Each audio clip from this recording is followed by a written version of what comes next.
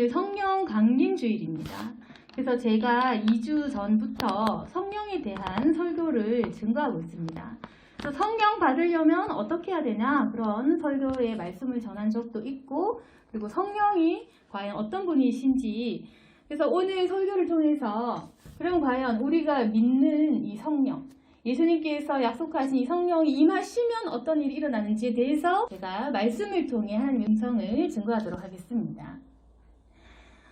성령을 받으려면 회개하는 과정이 필요하다고 했습니다. 그리고 성령께서는 우리 주님께서 약속하신 것이다. 그래서 이것은 실존하는 실체이고 이것이 곧 우리가 타 종교와의 차이점은 성령께서 계시다는 것. 그래서 하나님께서 실존하시고 우리는 사람이 신이 된다는 것을 믿는 것이 아니라 신이 우리를 주장하신다라는 것을 믿는 종교인 것입니다. 그래서 우리가 믿는 하나님은 유일신, 창조주, 유일하신 이 하나님께서 역사하신 종교이고 우리는 하나님께 순종하는 존재이다. 인간을 믿지 않고 하나님을 믿고 하나님께 순종하는 바로 우리의 이 종교, 그것은 바로 예수의 십자가를 통해서 확실한 우리 기독교의 복음이 선포되고 있는데 이것이 바로 차이점입니다. 예수님께서 우리의 죄를 해결하신 것. 타 종교는 사람이 노력해서 우리의 죄를 해결하고 인간 스스로 신이 되어야 할 것을 얘기하지만 우리는 하나님이 알아서 하신, 하나님이 지으셨기 때문에 이 죄를 예수님 통해서 해결하시고 예수님 통해서 성령을 통해서 우리를 만들어주시고 성령을 통해서 우리에게 힘 주신다. 그래서 우리는 이미 죄사함도 받은 것이요, 우리가 이미 되어진 것이요, 우리를 이미 천국으로 인도하신다라는 것을 믿고 예정된 복음을 믿는 사람들이라는 것입니다. 그래서 예수님께서 승천하시면서 선물로 성령을 말씀하셨는데 이 성령은 지난주에 얘기했지만 하나님의 영, 하나님의 영이 임하시면 우리 인간이 변화된다고 했습니다. 원래 우리는 노력해도 어쩔 수 없는 존재, 예수님의 12제자처럼 아무리 예수님께 3년을 배우고 열심히 노력해도 어쩔 수 없는 죄에는 무력한 존재이지만 그럼에도 불구하고 하나님의 영이, 이 사람의 영이 임하는 성령 충만함의 역사가 일어나면 예수님 제자처럼 목숨 걸고 순교하는 지경까지도 이룰 수 있다는 것. 그게 거듭난, 그게 바로 성령으로 거듭난 사람의 변화된 모습이라는 것입니다. 이처럼 성령이 임하시면 사람이 변화되고 사람이 고침을 받게 되는데 그러면 맨 첫 번째 사건은 뭐냐? 첫 번째로 성령이 강력하게 임하는 그 첫 번째 사건의 모습은 그럼 어땠냐는 것입니다. 그러니까 성령은 실존이고 실체고 우리 그냥 허상으로 믿겠지 있겠지 이게 아니라 실제로 있어서 우리가 믿는 건데 그러면 그 성령이 있는 걸 너 어떻게 봤냐 느꼈냐 라는 거죠. 그 성경을 통해서 확실한 기록된 이 말씀을 통해 진짜가 받은 사람들, 진짜 이 성령 받은 사람들은 뭘 받고 뭘 경험했냐라는 겁니다. 왜 이 사람들은 성령을 믿고 이걸 기록까지 했냐는 것입니다. 그 첫 번째 성령 강림 사건이 바로 오순절날 일어난 사건입니다. 오늘 말씀이 있습니다. 사도행전 2장 1절에 이제 예수님께 승천하셔서 올라갔죠. 그 제자들만 남았죠. 제자들은 여전히 겁이 났겠죠. 예수님이라는 리더, 대장이 없으니까 굉장히 겁에 떨렸겠죠. 그런데 이 사람들이 오순절날 이름에 다 같이 한 곳에 모여 있었던 것입니다. 다 같이 몰려 있을 때 어떤 이상하고 신비한 일이 일어났냐면 2장 2절에 보시면 일단은 소리가 들렸다는 겁니다. 성령이 강림하면 어떤 일이 일어나느냐? 확실한 실체, 우리가 손으로 잡을 수는 없지만 이런 신비한 뭔가 설명할 수 없는 초자연적인 현상이 있습니다. 2절에 보시면 하늘로부터 급하고 강한 바람 같은 소리가 있었다라고 얘기합니다. 그러니까 되게 신비한 거죠. 집 안에 갑자기 급하고 강한 어떤 바람 소리가 나면서 이렇게 바람이 확 불어오는 것입니다. 이건 그냥 우리가 야외에서 느낄 수 있는 자연적인 바람이 아니라 이상한 초자연적인 바람인 겁니다. 그래서 바람이 불면서 어떤 바람 같은 소리가 이렇게 났다. 그러면서 이제 어떤 청각적인 것과 함께 시각적인 것도 보인 것입니다. 3절에 보시면 마치 불의 혀처럼 갈라지는 것들이 그들에게 보여 각 사람 위에 하나씩 임하여 있더니 그러니까 뭔가 보였는데 성령이 눈에 보여서 신기하죠. 우리 본 적 없지만 성경에 기록된 첫 번째 강림 사건은 굉장히 역사가 세서 사람들 귀에 들리고 눈에 보이는 그런 심한 역사가 있었던 것이지. 이제는 우리가 교회에 이런 역사 너무 적고 우리가 접하기 어렵지만 실제로 이건 일어나는 사건이고 하나님께서 허락하신 이때에 이 시간에 이 사람들에게는 허락된 역사적인 사건입니다. 그러니까 어떻게 보였냐면 불의 혀처럼 갈라지는 것들 끝까지 잘 모르죠. 이게 환상 같기도 하고 이러니까 설명이 생생하진 않지만 불의 혀처럼 갈라지는 것들 뭔가 이렇게 불인데 뭔가 갈라지는 이런 형상들이 보였다는 겁니다. 이런 것들이 보이는데 사람이 하나씩 임하더라는 겁니다. 그럼 우리가 알 수 있는 거 성령이 임하면 바람 같은 소리 그리고 불의 혀처럼 불같이 뜨거운 어떤 불길 같은 것들이 있는데 그게 사람한테 하나씩 임한다는 말이에요. 이게 중요한 거죠. 사람한테 하나씩 임한다. 이거 되게 중요한 것입니다. 성령이 임한다고 합니다. 사람에게. 이게 우리 그냥 일상생활적으로 성령 교제를 하지만 굉장히 이건 심각한 사건입니다. 사람이 하나님의 영을 받는다.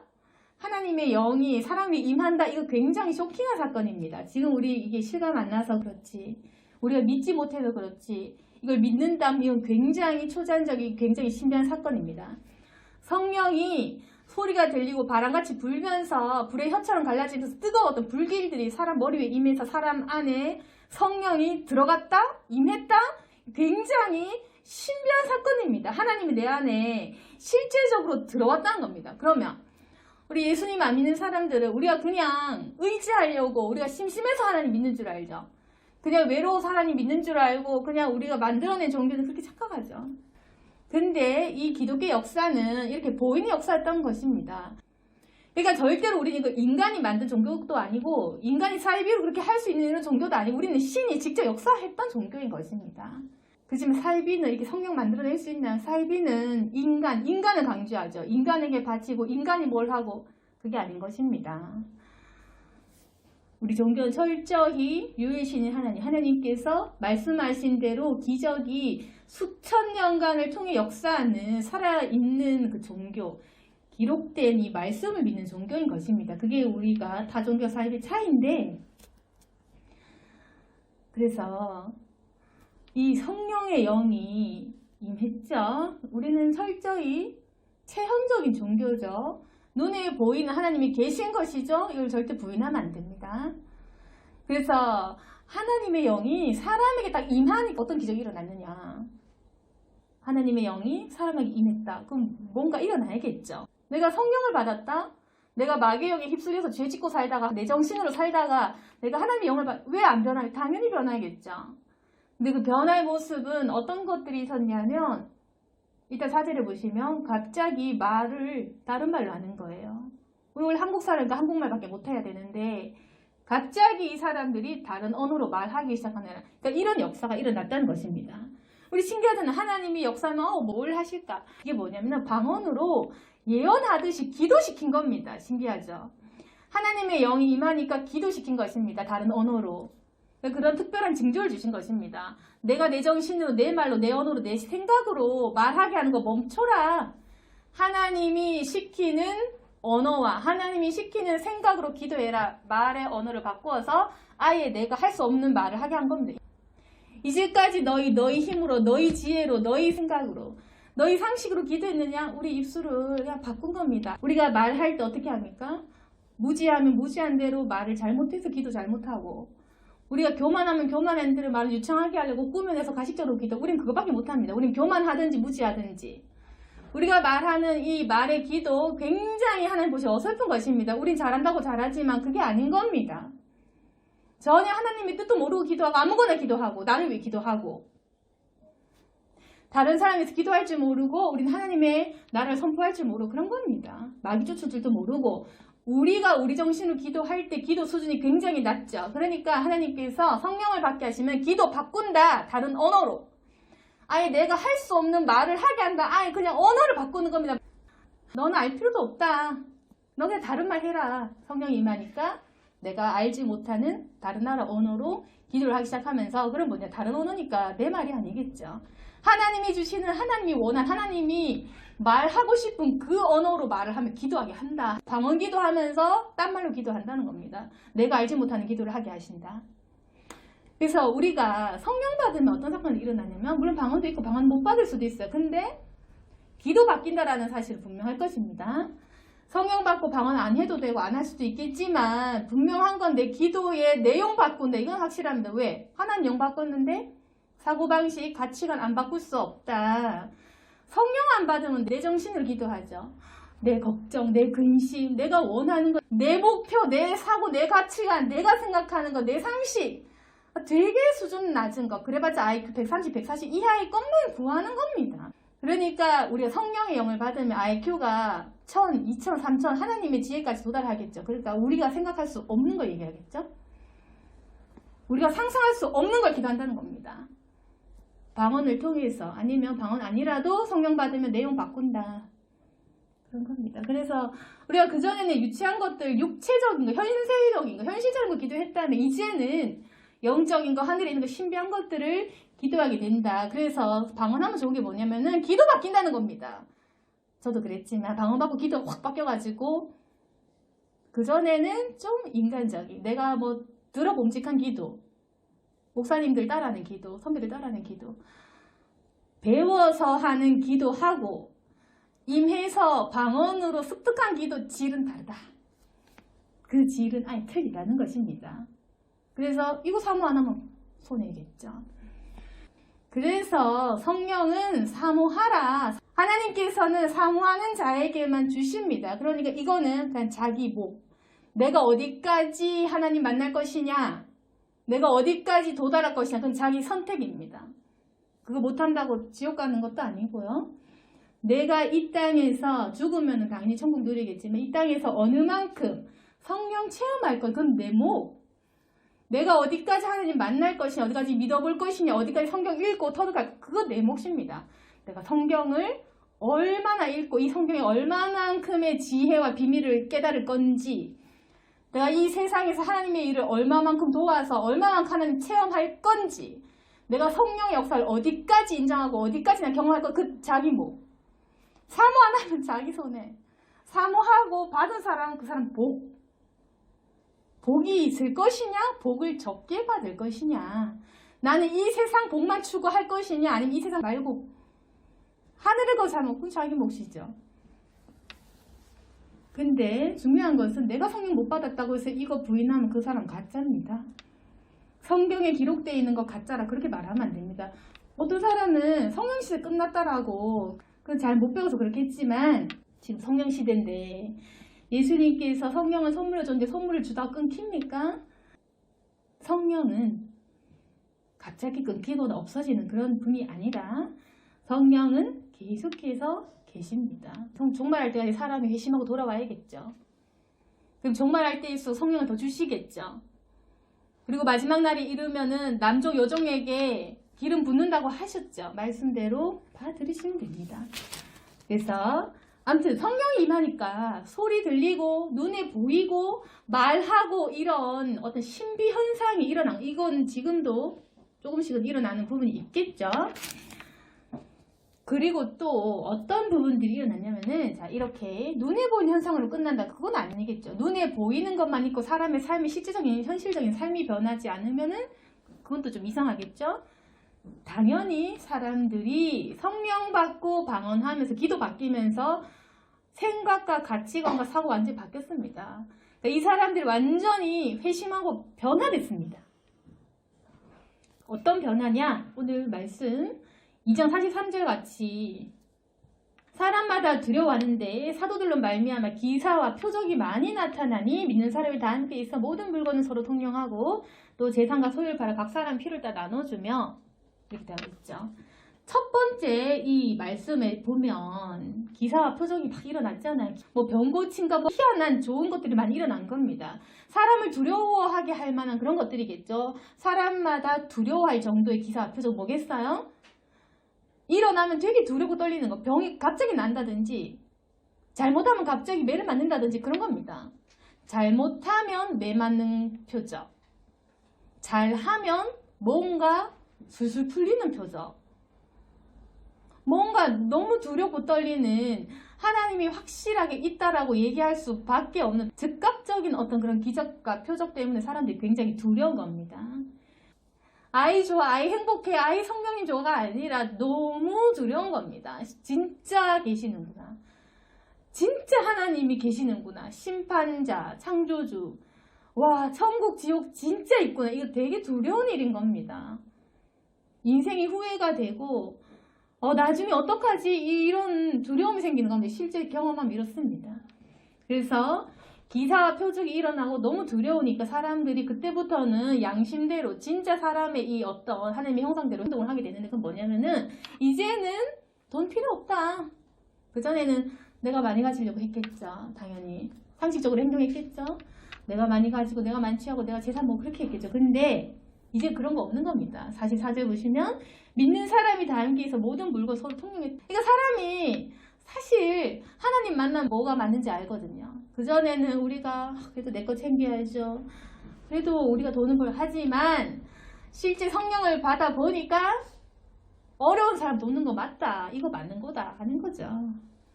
실제로 하나님을 만나 보니까 사실은 내 재산과 소유를 팔아서 어려운 사람 돕는 이게 선하다라는 거 아는 겁니다. 이거 해야지 하나님 앞에 우리가 당당하게 할 수 있는 걸 아는 겁니다. 그래서 성령 받으니까 사람들이 완전히 변화돼서 탐심 사라지고 탐욕 사라지고 자유해지고 내 재산을 팔 수 있을 정도의 자유함. 이게 사실 어리석은 게 아니라 그만큼 물질의 개념을 뛰어넘는 영적인 사람, 거룩한 사람 되는 겁니다. 이게 거듭남입니다. 우리 보기엔 무지해 보이죠. 그게 아니라 무지하고 어리석고 순진해서 이러는 게 아니라 왜 우리가 이렇게 남 도울 수 있냐면 발견한 겁니다. 가치를. 이 가치, 성령 받아보니까 이게 옳다는 그 가치의 변화, 사람이 악하다가 선해지는 거, 이 변화 사모하면 그 거룩한 겁니다. 이 변화가 아직 두렵다면 아직까지는 우리가 더 기도해야 되고. 아무튼 그래서 성령 받으니까 이기적이었던 사람의 물질 탐심 탐욕 사라지면서 내 재산 내놓고 어려운 사람 도울 줄 아는 그런 이 공동체의 회심이 일어난 거죠. 그리고 서로 무관심했는데 이제 무관심 아니야. 항상 같이 만나서 하나님의 일들을 얘기하고 싶은 겁니다. 하나님의 일들 얘기하고 내가 오늘 받은 거 얘기하고 싶고 도와주고 싶고 또 고마워서 만나고 싶고 은혜롭고 그리고 또 서로 의지하기 위해서 만나는 겁니다. 그래서 46절에 보시면 날마다 마음을 같이하여 성전에 모이기를 힘쓰고 집에서 떡을 떼며 기쁨과 순전함과 음식을 먹고 이렇게 하죠. 그래서 이제 교회 공동체가 설립이 된 거죠. 이게 모이기 시작한 겁니다. 도와줘야 되니까 모이고 사랑하니까 모이고 용서해야 되니까 모이고 내가 섬겨야 되니까 모이고, 그러니까 이웃에 대한 관심이 생긴 거죠. 쉽게 말해 사랑이죠. 사랑이라는 초자연적 역사가 일어난 겁니다. 우리 안에 사랑이 없거든요. 그러니까 무관심하죠. 관심 없잖아요. 남이 굶든 말든 별로 신경 안 쓰이잖아요. 근데 성령 받으면 신경 쓰입니다. 성령 받으면 누가 가난한지 누가 신경 쓰여요. 신경이 쓰이니까 도와주려고 만나죠. 그게 사랑이죠. 관심이죠. 그렇게 모이죠. 그게 교회. 교회가 이렇게 형성된 겁니다. 교회의 출발은 사랑이다. 그 사랑의 출발은 성령 강림 사건을 통해서 성령 받으니까 사람이 사랑이 생기고 관심이 생기고, 원래는 내가 집에 있는 거 혼자 있는 거 좋아했는데 그저 가족 위주였는데 그게 아니고 성령 받으니까 사람들이 신경 쓰이고 보고 싶고 만나고 싶고 의지하고 싶고 해서 무리가 형성된 그 무리가 교회가 된 겁니다. 성령 강림하니까 사람들이 변화돼서 교회가 생겼다라는 것입니다. 그럼 이 교회에서 뭘 하느냐? 47절에 보시면 하나님을 찬미하며 온 백성이 칭송을 받는 주께서 구원받는 사람을 날마다 하게 하십니다. 교회가 하는 역할 찬송, 하나님을 찬송하는 거죠. 예배하는 거죠. 그리고 하나 더 구원받는 사람을 더하게 하는 거, 복음 전하는 행위, 그 두 개입니다. 교회가 해야 될 최소한의 기본적인 거 두 개, 하나님을 찬송하고 예배하는 거, 그리고 하나는 구원받는 사람, 전도 행위입니다. 교회 역할, 하나님 예배, 그리고 전도, 이 두 개가 된 겁니다.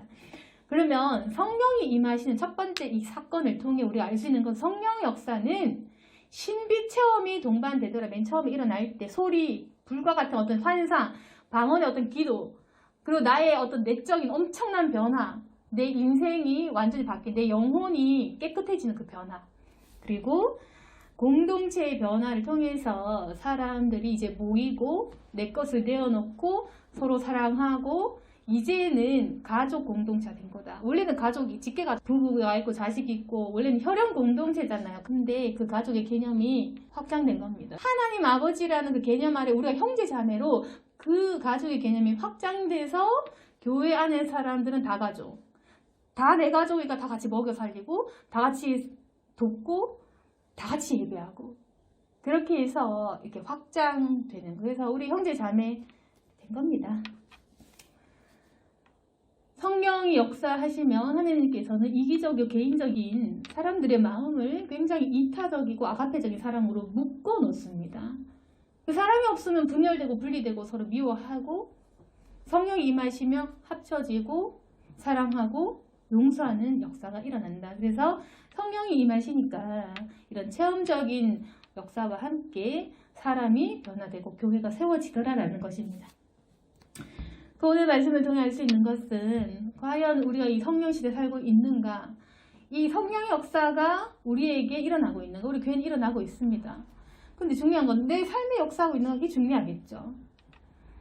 성령이 이곳에 계시고 확실하고, 그거는 나도 성령 받은 사람이 맞는데 왜 나는 이런 역사를 체험하지 못하는 그 이유는 간단합니다. 사모를 별로 안 하니까. 사모하는 만큼 누리는 것입니다. 하나님께서 이거는 구원과 달리 뭐 선택한 사람 그런 거 아니고, 성령은 사모하라. 사모하면 성령을 선물로 주리니.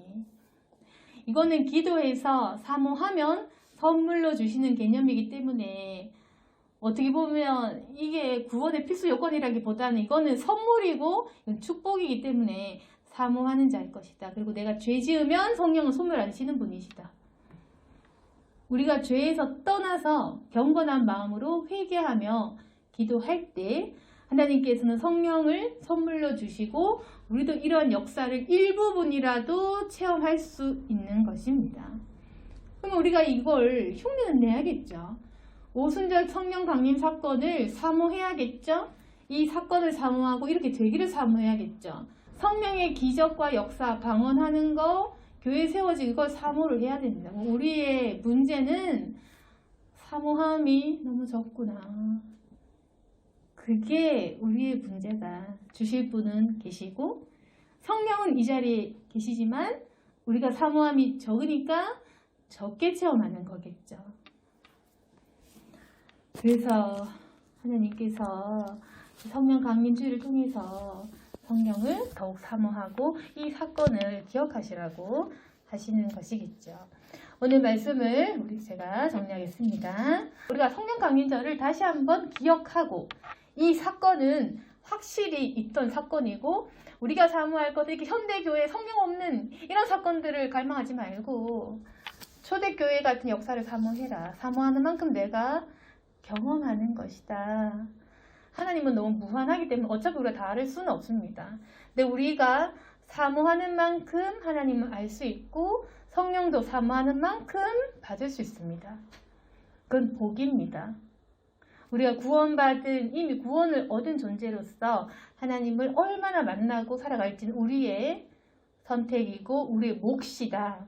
그래서 우리가 사모하는 만큼 성령께서는 역사하실 것이고 그것이 우리 개인의 삶과 교회 역사하실 것입니다. 오늘 말씀을 통해서 성령에 대한 더욱 많은 궁금증과 갈급함을 가지게 되는 저와 여러분이 되기를 소망합니다. 아멘. 기도하겠습니다. 성령이 계시다라는 것을 저희가 알고 또 성령께서 역사하시면 어떠한 사건들이 일어나는지 다시 한번 우리가 각인하게 되었습니다. 기억할 수 있도록 도와주시고 이제 성령을 사모할 수 있도록 도와주시옵소서. 우리가 먹고 사는 문제 때문에, 가정의 문제 때문에 바빠서 하나님을 잊고 살 때가 너무나 많습니다. 그러나 그러한 마귀의 유혹을 이겨낼 수 있도록 도와주시고 성령 충만한 그리스도인으로 거듭날 수 있도록 도와주시옵소서. 이제 성령을 더욱더 갈구하고 사모하기를 원하오니 주여 성경에 있는 역사를 그대로 믿을 수 있도록 도와주시고 이제 내가 자의적으로 해석하지 않고 성경에 있는 역사를 그대로 받아들이고 믿을 수 있도록 도와주시옵소서. 또한 우리 교회에도 이러한 역사가 일어나서 교회 공동체가 더욱더 세워지고 구원받는 사람이 날마다 더해지게 도와주시옵소서. 우리가 믿는 사람으로서 더욱 충만한 그리스도인 될 수 있도록 도와주시고 우리 교회에 더 뜨거운 성령의 기적과 역사가 일어나게 도와주옵소서. 예수님 이름으로 기도드렸습니다.